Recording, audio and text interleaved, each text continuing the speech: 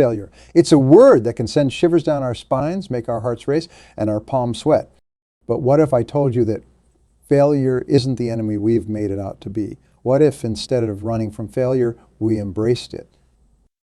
Let me share a story with you. Years ago, I met a young entrepreneur named Athena, fresh out of college, brimming with ideas and ambition. She launched her first startup. She poured her heart, soul, and every penny she had into this venture. For months, she worked tirelessly, fueled by dreams of success. But then reality hit. The market wasn't ready for her product. Investors pulled out, and just like that, her dream crumbled before her eyes. Athena was devastated. She felt like a failure, questioning every decision she'd made. Now, many people in Athena's position would have given up. They'd have tucked their tails between their legs and retreated to the safety of a 9-to-5 job. But not Athena. You see, Athena understood something crucial. Failure isn't final unless you let it be. Instead of wallowing in self-pity, Athena did something remarkable. She dissected her failure. She examined every aspect of her failed venture, identifying what went wrong and, more importantly, what she could learn from it. She treated her failure not as an end, but as a beginning, a stepping stone to greater things. And you know what? 2 years later, Athena launched another startup. This time, armed with the wisdom gained from her previous failure, she succeeded beyond her wildest dreams. Today, she runs a multi-million-dollar company employing hundreds of people. Athena's story teaches us a vital lesson. Failure is not our enemy. It's our greatest teacher if only we have the courage to learn from it. But how do we cultivate this fearlessness in the face of failure? How do we transform our relationship with setbacks and disappointments? First, we must understand that failure is not a reflection of our worth as human beings. Too often, we internalize our failures, allowing them to define us. We say things like, I failed, therefore I'm a failure. But this couldn't be further from the truth. Failure is simply an event, a moment in time. It's the result of an action or decision, not a definition of who we are. When we separate our failures from our sense of self-worth, we free ourselves from the paralyzing fear that often holds us back. Every time you fail, you're eliminating one way that doesn't work. You're one step closer to finding the way that does. Thomas Edison, one of the greatest inventors in history, famously said, I have not failed.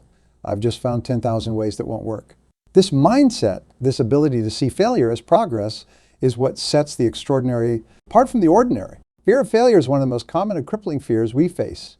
It keeps us in our comfort zones, prevents us from taking risks, and stifles our potential for growth and success. Fear is nothing more than false evidence appearing real. It's our minds playing tricks on us, conjuring up worst-case scenarios that rarely, if ever, come to pass. I want you to think about a time when you were afraid to try something new. Maybe it was applying for that dream job, asking someone out on a date, or starting your own business. Remember how your mind raced with all the things that could go wrong? Now think about what actually happened when you took that leap. Chances are, even if things didn't go perfectly, the reality was far less scary than what you had imagined. This is the power of facing our fears head on. When we confront them, we often find that they're paper tigers, intimidating from afar, but harmless up close. So how do we build this fearlessness? It starts with small steps. Each time you face a fear, no matter how small, you're building your courage muscle. It's like working out at the gym. You don't start by lifting the heaviest weights. You start small and gradually increase the challenge. Begin by identifying small risks you can take in your daily life. Maybe it's speaking up in a meeting, trying a new hobby, or striking up a conversation with a stranger. Each time you step out of your comfort zone, you're training your mind to embrace uncertainty and possibility rather than shrinking from it. As you build this habit of courage, you'll find that your tolerance for risk increases. Things that once seemed terrifying will become manageable, even exciting. You'll start to see opportunities where others see obstacles. Being fearless doesn't mean being reckless. It doesn't mean jumping into every situation without thought or preparation. True fearlessness is about calculated risks, about weighing the potential for growth and success against the possibility of failure. It's about asking yourself, what's the worst that could happen? And then following up with, and if that happens, how will I handle it? When you have a plan for even the worst case scenario, you rob fear of its power over you. Now let me share another story with you. This one is about a man named John, a middle manager at a large corporation. John had been in the same position for 15 years, comfortable but unfulfilled. He had dreams of starting his own consulting firm, but the fear of failure kept him chained to his desk. One day, John's company announced layoffs. Despite his years of service, John found himself without a job. At first, he was devastated, but then something remarkable happened. John realized that the very thing he had feared, losing his job, had already happened. And yet here he was still standing. This realization was liberating. If he could survive what he thought was the worst case scenario, what else could he do? With nothing left to lose, John decided to take the leap and start his consulting business. Was it easy? Absolutely not. John faced countless challenges and setbacks. There were times when he questioned his decision, times when failure seemed imminent. But each time he stumbled, he remembered the lesson he had learned. He was stronger than his fears. Today, John's consulting firm is thriving. But more importantly, John is living a life true to himself, free from the shackles of fear that had held him back for so long. John's story illustrates another crucial point. Sometimes our greatest opportunities come disguised as our worst failures. When we're fearless in the face of failure, we're able to see these opportunities and seize them. But being fearless isn't just about how we handle failure when it comes. It's also about how we approach life and its challenges every single day. The most successful people you know or admire, what sets them apart isn't that they never fail. In fact, if you look closely, you'll often find that they've failed more times than most people have even tried. What sets them apart is their attitude towards failure. They see failure not as an end, but as feedback. Every setback, every mistake, every missed opportunity is data, valuable information that they can use to refine their approach to get better, to move closer to their goals. This mindset, seeing failure as feedback, is transformative. It turns every experience, good or bad, into an opportunity for growth. It allows us to maintain our forward momentum even in the face of setbacks. Imagine approaching life with this mindset. Imagine waking up each day not afraid of what might go wrong, but excited about what you might learn. Imagine tackling challenges not with trepidation, but with curiosity and enthusiasm. This is what it means to be truly fearless in the face of failure. It's not about never feeling fear. It's about not letting that fear control you. It's about recognizing that on the other side of fear lies growth, opportunity, and fulfillment. Now, I can almost hear some of you thinking, that's all well and good, but how do I actually do this? How do I cultivate this fearlessness? Well, my friends, it starts with a decision to no longer let fear be the driving force in your life, a decision to embrace discomfort, to seek out challenges, to view obstacles as opportunities. Once you've made this decision, it's about taking consistent action. Remember, courage is like a muscle. The more you use it, the stronger it becomes. Start by setting ambitious goals for yourself. Goals that excite you, but also scare you a little. Goals that will require you to grow, to step outside your comfort zone. Then break these goals down into smaller, manageable steps. Each step should be challenging enough to stretch you, but not so daunting that it paralyzes you with fear. As you work towards these goals, make a commitment to yourself. No matter what happens, you will learn from the experience. If you succeed, great. Celebrate your victory, but also analyze what went right so you can replicate it in the future. And if you fail, well, that's where the real growth happens. Dive deep into your failure. Examine it from every angle. What went wrong? What could you have done differently? What will you do differently next time? Remember, failure is not the opposite of success. It's part of success. Every failure brings you one step closer to your goals, as long as you're willing to learn from it. Another powerful tool in cultivating fearlessness is visualization. Our minds are incredibly powerful, and they can't always distinguish between what we vividly imagine and what we actually experience. Take a few minutes each day to visualize yourself facing your fears head on. See yourself taking risks, embracing challenges, and yes, even failing. But then getting back up, stronger and wiser. The more you do this, the more natural and less scary these scenarios will become in real life. Jim Rohn famously said, "You are the average of the 5 people you spend the most time with." Seek out people who inspire you, who challenge you, who support your growth. Find mentors who have walked the path you want to tread.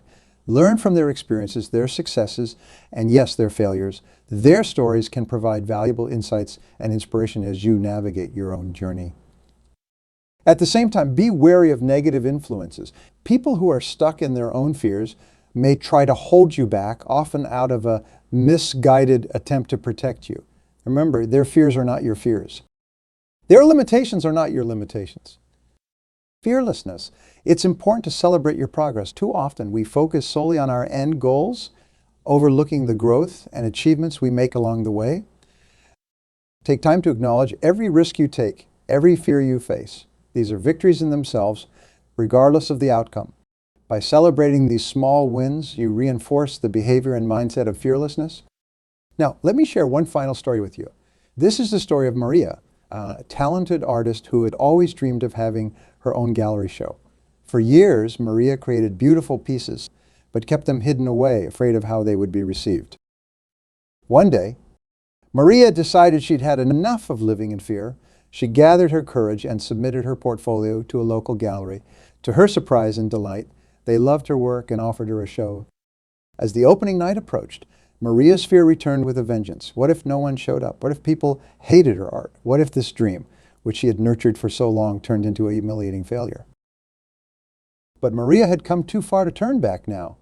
She faced her fears head on, reminding herself that regardless of the outcome, she was already a success for having the courage to try. The night of the show arrived. As Maria stood in the gallery surrounded by her art, she was amazed to see people streaming in. They admired her work, engaged her in deep conversations about her creative process, and several pieces even sold. Not everyone loved Maria's art. There were critics who didn't understand her style, who questioned her techniques. In the past, this kind of criticism would have devastated Maria, but now she saw it differently. She realized that by putting her art out into the world, she had opened herself up to both praise and criticism. And that was okay, because the alternative, keeping her art hidden away, never knowing what could have been, was far worse than any criticism she might receive. Maria's story teaches us an important lesson. Being fearless doesn't mean we won't face criticism or setbacks. It means we have the courage to put ourselves out there anyway, knowing that the potential for growth and success far outweighs the risk of failure. Fear is a natural human emotion, one that has served us well throughout our evolutionary history. It's kept us safe from predators, alerted us to dangers, and helped us survive in harsh environments. But in our modern world, where most of us don't face life-threatening dangers on a daily basis, fear can become a hindrance rather than a help. It can keep us trapped in unfulfilling jobs, unsatisfying relationships, and unrealized dreams. The key is to distinguish between healthy fear, the kind that keeps us from walking into traffic or touching a hot stove, and unhealthy fear, the kind that holds us back from pursuing our goals and living our best lives. Healthy fear is immediate and specific. It prompts us to take action to avoid a clear and present danger. Unhealthy fear, on the other hand, is often vague and future-oriented. It's the what-ifs that plague us, the worst-case scenarios we conjure up in our minds. When we learn to recognize unhealthy fear for what it is, a product of our imagination rather than a reflection of reality, we can start to challenge it. We can ask ourselves, is this fear based on fact or fiction? Is it protecting me or limiting me? This process of questioning our fears is crucial in developing fearlessness. It allows us to see our fears objectively, to examine them rationally rather than simply reacting to them emotionally. But recognizing our fears is only the first step. The next and often more challenging step is to act in spite of them. This is where true courage comes into play. Courage isn't the absence of fear. It's the willingness to act in the face of fear. It's feeling the fear and doing it anyway. It's understanding that the price of inaction is often far greater than the price of action, even if that action leads to failure. The regrets people often express at the end of their lives. Rarely do you hear someone say, I wish I hadn't taken that risk, or I wish I had played it safe. Instead, you hear things like, I wish I had the courage to live a life true to myself, not the life others expected of me. Or I wish I had the courage to express my feelings. Or I wish I had the courage to pursue my dreams. These regrets stem from a life lived in fear. Fear of failure, fear of judgment, fear of the unknown. But when we're fearless in the face of failure, we eliminate these potential regrets. We give ourselves the chance to live a life of purpose, passion, and fulfillment. Resilience is the ability to bounce back from setbacks, to recover from failures, to keep going in the face of adversity. And it's a crucial component of fearlessness. Resilience isn't something we're born with. it's a skill we can develop. And one of the best ways to develop resilience is through exposure to challenges and setbacks. Each time we face a difficulty and overcome it, we build our resilience muscle. This is why it's so important to embrace challenges rather than avoid them. Each challenge we face, each obstacle we overcome makes us stronger and more resilient. It prepares us for bigger challenges down the road. If you want to be able to lift heavy weights, you don't start with the heaviest barbells in the gym. You start with weights you can manage and gradually increase the load as you get stronger. The same principle applies to building mental and emotional strength. Start with small challenges, small risks. As you overcome these, you'll build the confidence and resilience to take on bigger challenges. Resilience, not just about being able to withstand adversity, it's about being able to grow from it. Resilient people don't just survive challenges, they thrive because of them. They understand that adversity is not just something to be endured, but something to be embraced. Because it's through adversity that we grow, that we discover our true strength, that we become the best versions of ourselves. This brings us to another crucial aspect of being fearless in the face of failure. The growth mindset, coined by psychologist Carol Dweck. The growth mindset is the belief that our abilities and intelligence can be developed through effort, learning, and persistence. In contrast, a fixed mindset is the belief that our qualities are carved in stone, that we have a certain amount of intelligence and talent, and that's that. People with a fixed mindset often shy away from challenges, fearing that failure will expose their limitations. They see effort as fruitless and criticism as a personal attack. But those with a growth mindset, they embrace challenges as opportunities to learn. They see effort as the path to mastery. They learn from criticism and find inspiration in the success of others. Most importantly, they view failure not as evidence of unintelligence, but as a springboard for growth and stretching their abilities. Cultivating a growth mindset is crucial in becoming fearless in the face of failure. It allows us to see failures not as indictments of our worth or ability, but as valuable data points on our journey to success. It encourages us to persist in the face of setbacks, knowing that with effort and the right strategies, we can improve and overcome obstacles. Consider the story of Michael Jordan, widely regarded as one of the greatest basketball players of all time. Many don't know that Jordan was cut from his high school varsity basketball team. Instead of letting this failure define him, Jordan used it as motivation. He practiced relentlessly, eventually not only making the team, but becoming its star player. Jordan's growth mindset allowed him to view his initial failure as a challenge to improve, not a final judgment on his abilities. This mindset shift is powerful. It transforms the meaning of effort and difficulty. In a fixed mindset, if you have to work hard at something, it means you're not good at it. But in a growth mindset, effort is what makes you smart or talented. This view creates a love of learning and resilience that is essential for great accomplishment. When you're truly passionate about something, fear takes a backseat. Your desire to achieve your goal, to live your purpose, becomes stronger than your fear of failure. A time when you were deeply passionate about something, maybe it was a creative project, a sport, or a cause you believed in. Recall how that passion drove you to take risks, to put yourself out there, to keep going even when things got tough. That's the power of passion in overcoming fear. But passion alone isn't enough. It needs to be coupled with perseverance. This combination, passion and perseverance, is what psychologist Angela Duckworth calls grit. Grit is the stamina to stick with your future day in and day out. Not just for the week, not just for the month, but for years. It's working hard to make that future a reality. Grit is what keeps you going when the initial excitement of a new project fades. It's what helps you push through the messy middle, that point in any endeavor where the going gets tough and giving up seems tempting. It's what separates those who achieve their goals from those who don't. Developing grit involves setting long-term goals and being committed to them. It means having the endurance to deal with challenges and adversity. It's about having stamina and sticking with your future, day in, day out. Not just for the week, not just for the month, but for years. Let's consider the story of J.K. Rowling, the author of the Harry Potter series. Before her success, Rowling faced numerous setbacks. She was a single mother living on welfare, struggling with depression. Her first Harry Potter manuscript was rejected by 12 different publishers before it was finally accepted. But Rowling had grit. She had a passion for her story and the perseverance to keep pushing forward despite the rejections. She didn't let fear of failure stop her from sending out her manuscript again and again, and her grit paid off. Harry Potter became one of the best-selling book series in history, and Rowling became the first author to become a billionaire through writing. Rowling's story teaches us that success often lies on the other side of failure.